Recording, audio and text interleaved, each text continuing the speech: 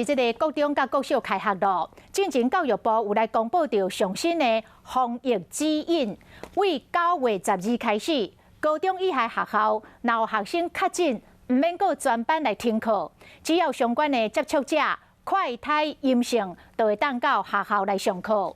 因为实施的时间到伫个过中秋连假了后，有袂少的家长是真担心哦，恐惊这个中秋连假了后，疫情会搁来爆发。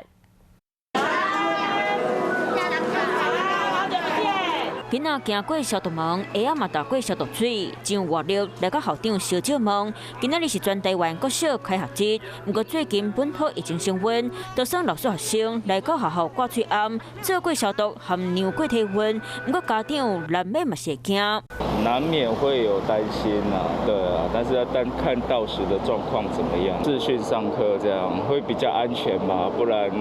到时候又全校又大停课。进前停课标准是一个人确诊，规班停课3天。9月12号开始，高中以下学校唔免搁规班停课。若是有相关接触者快筛阴性，就当去学校。不过14时间选伫中秋连假后，互外界拢真烦恼。9月12号，因为中秋节过后，所以很怕说群聚之后是不是会增加一些传染力。这是有些家长觉得说，为什么要以9月12号这样作为一个分隔点？学校强调会做好防疫措施，随时注意囡仔身体状况，就惊去捌着病毒。不过台中这间国小学生竟然无法度要去学校大门。